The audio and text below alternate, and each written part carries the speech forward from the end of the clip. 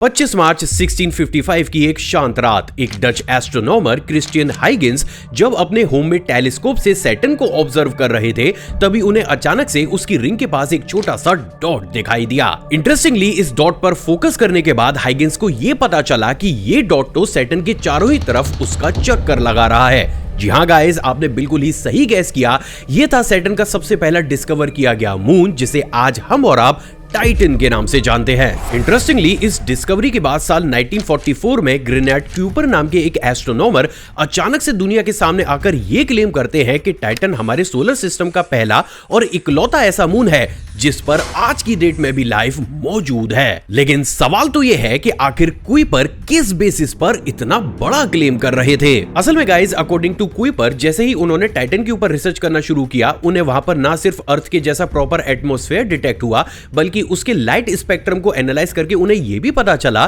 कि ये सिर्फ कोई बर्फ का टुकड़ा ही नहीं, बल्कि एक ऐसा मून है जहां पर मीथेन गैस मौजूद है। अब क्योंकि मीथेन गैस कहीं पर भी लाइफ की पॉसिबिलिटी को स्ट्रेट 99% तक ले जाती है, तो इस क्लेम को नजरअंदाज नहीं किया जा सकता था, जिसके चलते हुए टाइटन के रास्ते पर्दा उठाने के लिए हमारे रिसर्चर्स लॉन्च करते हैं एक ऐसा मिशन जो जैसे ही टाइटन के सरफेस पर लैंड हुआ, उसने हमें कुछ ऐसा बताया जिसे आज भी लाखों लोगों के सामने डिस्कस तक नहीं किया जाता। वेल गाइस, क्या है टाइटन की वो रियलिटी और क्या वास्तव में टाइटन एक ऐसा मून है जिस पर लाइफ मौजूद है या फिर नहीं? आज की ये वीडियो विद प्रूफ इन्हीं सारी मिस्ट्रीज का जवाब देगी। तो हाय गाइस, मैं हूं आकाश और चलिए सॉल्व करते हैं सैटर्न के मून टाइटन की एक ऐसी मिस्ट्री जो शायद ये प्रूव कर दे कि इस अनंत ब्रह्मांड में हम अकेले बिल्कुल भी नहीं हैं।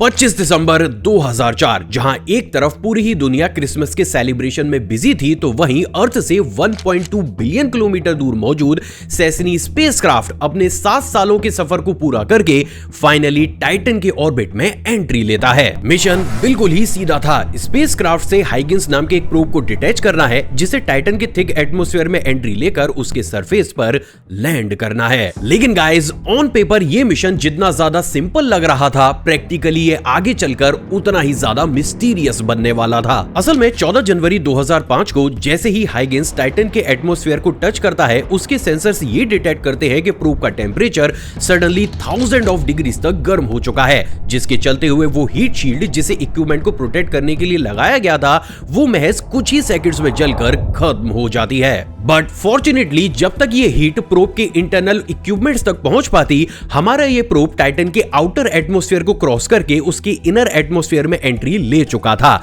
जिसके बाद शूट होता है इसका लैंडिंग पैराशूट और रिसर्चर्स को सुनाई देती है एक मिस्टीरियस आवाज।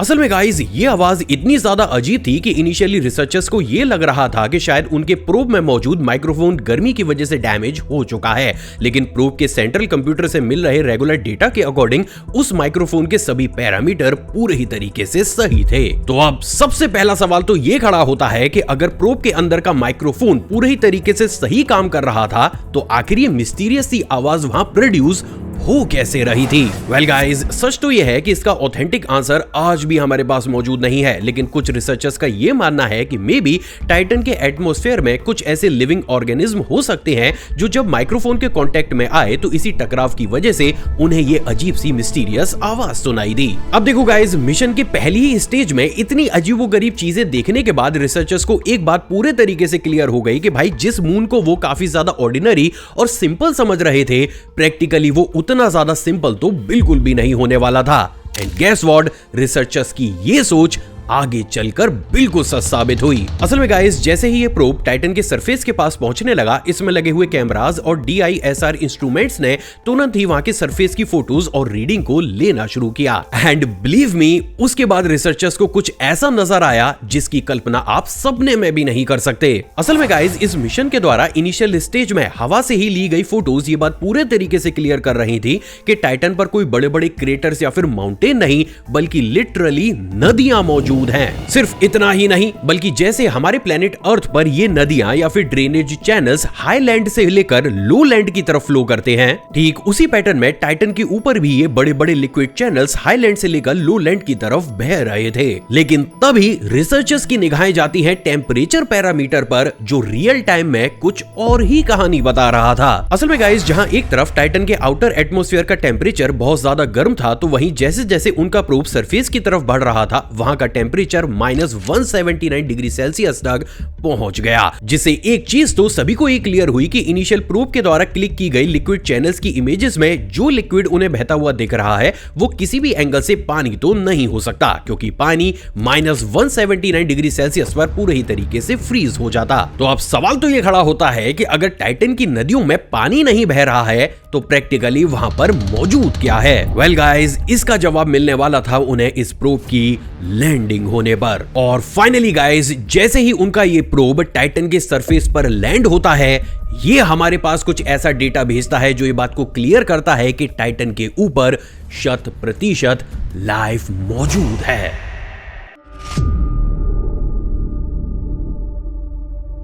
असल में गाइस, जैसे ही ये प्रोब टाइटन के सरफेस के ऊपर लैंड हुआ, इसने तुरंत ही वहां की सॉइल की डेटा को अर्थ पर भेजना शुरू किया। इंटरेस्टिंग बात यह है दोस्तों कि टाइटन की सॉइल में वो सभी कंपोनेंट्स मौजूद थे जो कि लाइफ को स्टार्ट करने और उनको सरवाइव करने के लिए काफी ज्यादा इंपॉर्टेंट होते हैं। सिर्फ इतना ही नहीं, बल्कि इस प्रोब ने तो ये भी प्रूव करके दिखाया कि टाइटन का कंप्लीट एटमॉस्फेयर ना सिर्फ हाइड्रोजन का बना हुआ है, बल्कि ये हाइड्रोजन उसके एटमॉस्फेयर में इक्वली सर्कुलेट भी होती है, जिसके बाद जैसे जैसे ये हाइड्रोजन नीचे प्लेनेट की तरफ आती है, ये लिटरली गायब हो जाती है। अब सबसे ज्यादा अजीब बात यह है दोस्तों कि यही सेम पैटर्न आज की डेट में हमारे प्लेनेट अर्थ के साथ भी होता है। लेकिन क्योंकि अर्थ पर ऑलमोस्ट सभी लिविंग थिंग्स ऑक्सीजन पर ही सरवाइव करती हैं, तो बस हमारे एटमॉस्फेयर में हाइड्रोजन की जगह ऑक्सीजन जनरेट होती है और वो इसी तरीके से नीचे आने के बाद कम हो जाती है। तो क्या इस बेसिस पर यह माना जा सकता है कि टाइटन के ऊपर एक ऐसी लाइफ मौजूद है जो कि ऑक्सीजन पर डिपेंड ना होकर हाइड्रोजन पर डिपेंड होती है? Well guys, according to this data,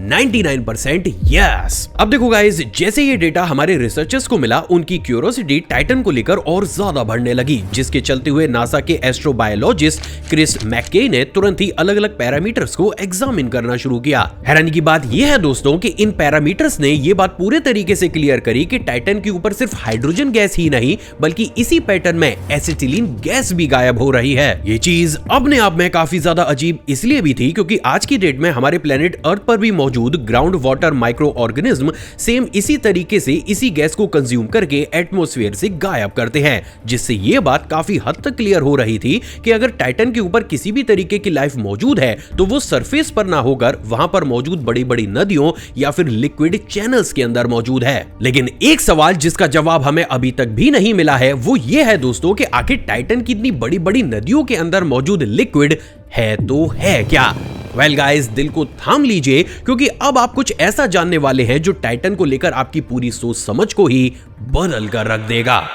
असल में गाइस, हमारे इस मिशन ने कुछ और घंटे काम करने के बाद ये बात पूरे तरीके से क्लियर करी कि टाइटन पर मौजूद इन लिक्विड बॉडीज के अंदर कुछ और नहीं बल्कि लिक्विड ईथेन और मीथेन बह रही है। एंड बाय द वे, अगर आपको नहीं पता हो तो मैं आपको ये बता दूं कि इस एनवायरनमेंट के साथ ईथेन और मीथेन गैस का कॉम्बिनेशन लाइफ को सर्वाइव करने के लिए ठीक वैसा ही है जैसे हमारे प्लेनेट अर्थ पर ऑक्सीजन और पानी का है। इसके साथ ही टाइटन पर ये लिक्विड सिर्फ वहां की नदियों में ही नहीं बल्कि जमीन के नीचे होने के साथ साथ एक इतने बड़े एरिया में भी मौजूद है जितने बड़े एरिया में हमारे प्लेनेट अर्थ का कैस्पियन सी फैला हुआ है। और यही वो एक सबसे बड़ा कारण है जिसके चलते हुए टाइटन हमारे सोलर सिस्टम की अर्थ के बाद इकलौती डिस्कवर की गई एक ऐसी जगह है जहां पर इतने बड़े अमाउंट में स्टेबल लिक्विड बॉडीज मौजूद हैं। और अगर ये चीज आपको काफी ज्यादा हैरान कर रही है तो थोड़ा सा ठहर जाइए, क्योंकि अब मैं आपके सामने टाइटन की वो अर्थ लाइक सिमिलरिटीज रखने वाला हूं जो काफी हद तक ये प्रूफ करती हैं कि शायद इन वाटर बॉडीज के नीचे आज की डेट में भी टाइटन पर लाइफ मौजूद है। असल में देखो, हमारी अर्थ का जो एटमॉस्फेयर है, इसमें मौजूद वाटर वेपर और ओजोन लेयर हमारे प्लेनेट के लिए एक शील्ड की तरह काम करती हैं, जो हमें स्पेस से आने वाली उन सभी हार्मफुल कॉस्मिक रेज और यूवी रेडिएशन से बचाती हैं, जो अगर किसी भी तरीके से हमारे सरफेस के ऊपर आ गई तो हमारा नामो निशान मिट जाएगा। इंटरेस्टिंगली, ठीक उसी तरीके से टाइटन का सरफेस भी इन तरीके के यूवी रेडिएशन से पूरे ही तरीके से प्रोटेक्टेड है, क्योंकि जहां एक तरफ अर्थ को प्रोटेक्ट करने का काम ओजोन लेयर और वाटर वेपर्स करती हैं, तो वहीं टाइटन को प्रोटेक्ट करने का काम ईथेन और मीथेन गैसेस की मोटी परत करती है। सिर्फ इतना ही नहीं, बल्कि जिस तरीके के वाटर साइकिल को फॉलो करते हुए यहाँ पर क्लाउड्स बनते हैं और पानी की बारिश होती है, ठीक उसी तरीके से टाइटन पर मीथेन साइकिल फॉलो होती है और वहां पर पानी की जगह मीथेन की बारिश होती है। तो कुल मिलाकर ये वो प्रॉपर्टीज हैं जो कि टाइटन को आज की डेट में एक ऐसा मून बना देती हैं जहां पर अगर हम इंसान चाहें तो सिर्फ एक ऑक्सीजन मास्क लगाकर बिना किसी स्पेस सूट के आराम से वहां पर घूम सकते हैं। और जस्ट इन केस अगर आपको ऑक्सीजन मास्क भी नहीं पहनना है तब भी हम टाइटन पर नेचुरली ऑक्सीजन को डेवलप कर सकते हैं, क्योंकि हमारी रिसेंट स्टडी क्लियर कर रही है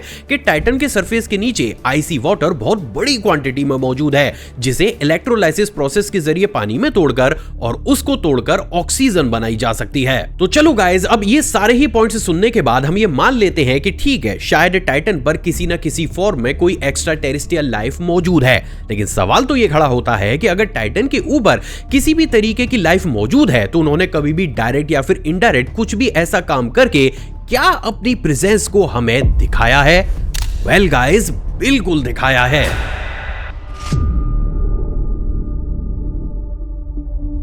अगर आपको याद हो तो अब से कुछ मिनट पहले मैंने आपको यह बताया था कि हमारा जो ये प्रोब टाइटन के ऊपर लैंड हुआ है, इसे टाइटन तक ले जाने का काम सेसनी स्पेसक्राफ्ट ने किया था। अब इंटरेस्टिंग बात यह है दोस्तों कि जहां एक तरफ इस प्रोब को लैंड होकर टाइटन के इनर एटमॉस्फेयर और सरफेस को एग्जामिन करना था, तो वहीं दूसरी तरफ सेसनी स्पेसक्राफ्ट को टाइटन के ऑर्बिट में चारों ही तरफ घूमकर इसके आउटर एटमॉस्फेयर और दूर दराज इलाकों को एग्जामिन करना था। अब हैरानी की बात यह है दोस्तों कि जहां एक तरफ हमारे ये हाइगेन्स प्रोब टाइटन के सरफेस पर लैंड होकर एक के बाद एक शॉकिंग स्टडीज को दे रहा था, तो वहीं दूसरी तरफ हमारा सेसनी स्पेसक्राफ्ट भी टाइटन के आउटर एटमॉस्फेयर में एक ऐसी चीज को डिटेक्ट करता है जो अपने आप में काफी ज्यादा अजीब थी। असल में गाइस, वो थी नाइट्रोजन गैस। अब ये सुनने के बाद आपको ये लग रहा होगा कि भाई इसमें कौन सी ही बड़ी बात है। वेल गाइस, इसमें सबसे बड़ी बात नाइट्रोजन गैस का डिटेक्ट होना नहीं, बल्कि उनके लेवल्स का फ्लक्चुएट होना था। असल में कई दिनों तक लगातार टाइटन के आउटर एटमॉस्फेयर पर रिसर्च करने के बाद इस स्पेसक्राफ्ट ने यह बात क्लियर करी कि टाइटन के आउटर एटमॉस्फेयर में नाइट्रोजन की क्वांटिटी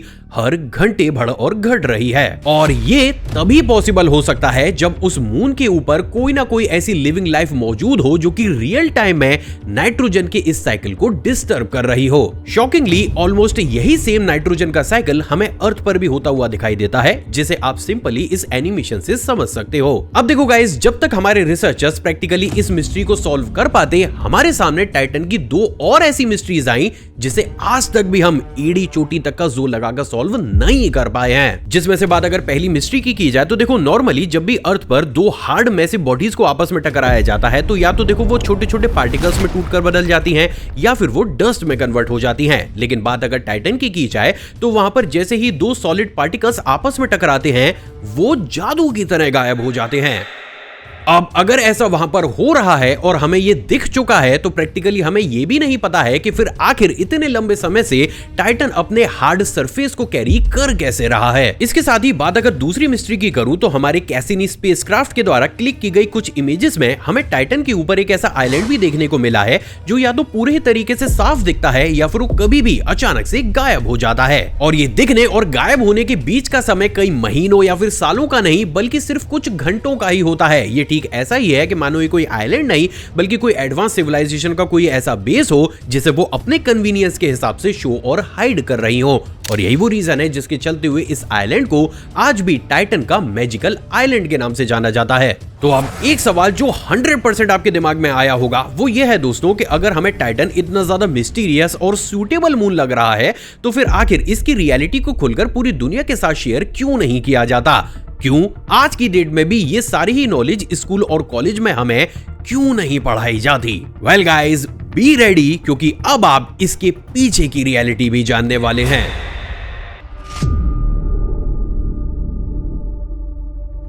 असल में टाइटन एक ऐसा मून है जो ना सिर्फ हमारी अर्थ से काफी ज्यादा दूर है बल्कि इसके थिक एटमॉस्फेयर में एंट्री कर पाना भी काफी ज्यादा मुश्किल है। और यही वो एक सबसे बड़ा रीजन है जिसके चलते हुए अभी तक हमने टाइटन के ऊपर सिर्फ एक ही मिशन को लॉन्च किया है और ये सारा ही डेटा जो अभी मैंने आपको बताया है ये उसी मिशन से हमें मिला है। और देखो गाइस, यही वो एक सबसे बड़ा कारण है जिसके चलते हुए, क्योंकि ये सारा ही डेटा सिर्फ एक ही मिशन से हमें मिला है, तो अभी इसे पूरे तरीके से सच मान लेना और उसे पूरी दुनिया के सामने ओपनली शेयर कर देना, ये रिसर्चर्स के लिए काफी हद तक जल्दबाजी होगी। इसके साथ ही एक और चीज जो हमें टाइटन को लेकर टाइम टू टाइम काफी ज्यादा परेशान कर रही है वो है इसका फ्यूचर पाथ। असल में देखो गाइस, आज की डेट में टाइटन ठीक उसी तरीके का मून है जैसे आज से प्रैक्टिकली 3.7 बिलियन साल पहले हमारा प्लेनेट अर्थ थी, क्योंकि उस वक्त भी अर्थ नाइट्रोजन और मीथेन से भरी हुई रहती थी। ऑक्सीजन का यहाँ पर नामो निशान नहीं था और जगह जगह पर ठीक वैसे ही वोल्केनोस फटते थे जैसे आज की डेट में हमें टाइटन के ऊपर फटते दिख रहे हैं। अब इंटरेस्टिंगली उस समय भी अर्थ पर ठीक उसी तरीके की बारिश होती थी जैसे आज की डेट में हमें टाइटन के ऊपर होती हुई दिखती है। लेकिन तभी होता है एक चमत्कार, और उस चमत्कार ने हमारे क्लाउड्स में इलेक्ट्रिसिटी स्पार्क को जनरेट किया, जिसने आगे चलकर आरएनए और डीएनए को डेवलप किया और हमारे प्लेनेट पर वैसी लाइफ डेवलप हुई जैसे आज की डेट में हम और आप देख पा रहे हैं। अब सबसे हैरानी की बात यह है दोस्तों कि टाइटन भी एग्जैक्ट उसी टाइम फ्रेम में एंटर कर चुका है जहां पर या तो उसके ऊपर लाइफ फॉर्म होना स्टार्ट हो चुकी होगी या फिर आगे आने वाले कुछ ही 100 या फिर 200 सालों के बाद स्टार्ट हो जाएगी। सिर्फ इतना ही नहीं बल्कि आज की करंट कैलकुलेशन तो इस बात को भी काफी हद तक क्लियर कर रही है कि एक पॉइंट पर जब अर्थ अपने लास्ट स्टेज में पहुंचेगी, टाइटन प्रैक्टिकली उस स्टेज में पहुंच चुका होगा जहां पर आज की डेट में हम खड़े हुए हैं। यानी कि ये यूनिवर्स शायद फ्यूचर में हमारी इस अर्थ को खत्म करके एक नई अर्थ को बनाएगी। और अगर साइंटिफिकली ये पॉसिबल हो सकता है तो क्या ये पॉसिबल नहीं हो सकता कि हम इंसान भी प्रैक्टिकली एक ऐसे प्लेनेट से आए हो जो अरबों खरबों साल पहले ठीक वैसा ही हो जैसे आज की डेट में हमारी अर्थ है, लेकिन आज की डेट में वो पूरे ही तरीके से बंजर हो चुका है। वेल गाइज, अगर आप इस नॉलेज को जानने में भी इंटरेस्टेड हैं तो इस वीडियो को चैनल पर जाकर जरूर चेक कीजिएगा, क्योंकि इसमें भी मैंने विद प्रूफ बहुत सी मिस्ट्री सॉल्व की हैं। अब देखो गाइज, टाइटन के बारे में हमें जितना भी पता है वो ऑलमोस्ट सच है या फिर उसमें किसी चीज की कमी है, इसका खुलासा तो बहुत जल्द हो जाएगा, क्योंकि नासा साल 2028 में ड्रैगन फ्लाई नाम के एक ऐसे मिशन को भी टाइटन पर भेजने वाला है जो वंस फॉर ऑल सारी मिस्ट्रीज को एक ही झटके में क्लियर कर देगा। और शायद वही वो पल भी होगा जब दुनिया के करोड़ों लोगों के सामने टाइटन की वो रियलिटी लाई जाएगी जो आज तक सिर्फ कुछ सेलेक्टेड बुक्स और आर्टिकल्स तक ही सीमित है। लेकिन जब तक हमें करना होगा एक लंबा इंतजार और अपने सारे ही पॉइंट ऑफ व्यूज को नीचे इस वीडियो के कमेंट सेक्शन में कमेंट। गाइस, अगर आपको मेरी ये रिसर्च और वीडियो पसंद आई हो तो इस वीडियो को हर वीडियो की तरह 6000 लाइक तक जरूर पहुंचाइएगा। अपने फ्रेंड्स एंड फैमिली के साथ इस वीडियो को शेयर जरूर कीजिएगा। चैनल पर नए हैं और विद प्रूफ इन्हीं तरीके की डॉक्यूमेंट्रीज अगर देखना पसंद करते हैं तो इसे सब्सक्राइब कर उस बेल आइकन को प्रेस जरूर कीजिएगा। आपके कॉमेंट्स का मुझे इंतजार रहेगा। और अभी आपकी स्क्रीन पर आपको जो 2 वीडियोस दिख रही है ना भाई, इन्हें भी चेकआउट जरूर करना, क्योंकि ये भी अपने आप में काफी ज्यादा इंटरेस्टिंग है। जय हिंद।